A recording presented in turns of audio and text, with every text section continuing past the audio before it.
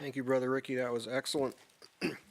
In the New Testament scriptures, you won't find any place where we are commanded to circumcise ourselves. Matter of fact, almost every context in the new scriptures where circumcision is brought up, it's like, don't do this. This is not necessary. Either circumcision or uncircumcision avails nothing in Christ. And this is the doctrine that's confirmed here that Brother Ricky preached to us, that Christ is the one that does this circumcision. He's the one that does it. This is what was promised in the new covenant, that I will write my laws in their hearts.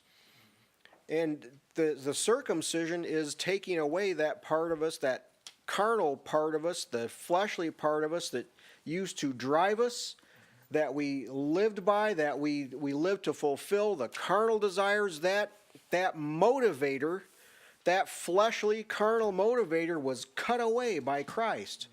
As it goes on to say in the next verse in Colossians, when we were baptized into his death and raised up with him, that's when Jesus circumcised us.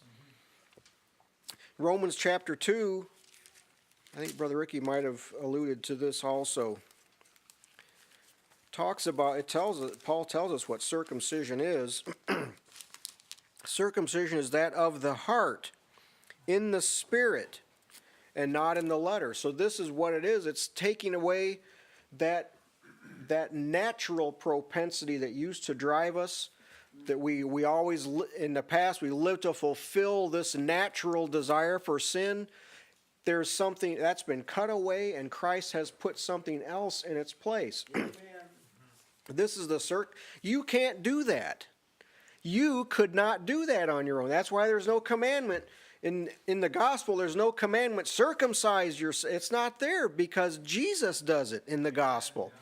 But now I also want to make there is a differentiation here between circumcision and crucifixion. And Brother Ricky brought this up too, that because you've been circumcised with the circumcision of Christ, now you can crucify your flesh. Because now there's two people. There's the old man, and there's the new creation, which is created like God in true righteousness and holiness. Now you've been empowered to crucify the carnal nature. So they that are Christ have crucified the flesh with the affections and lust. This is the way the doctrine works. In whom also ye are circumcised, is Brother Ricky's text. So then the exhortation for us then is obvious then, is to put on the new man, to walk in the Spirit, and you will not fulfill the lusts of the flesh, to do whatever is necessary for you to remain sensitive to God.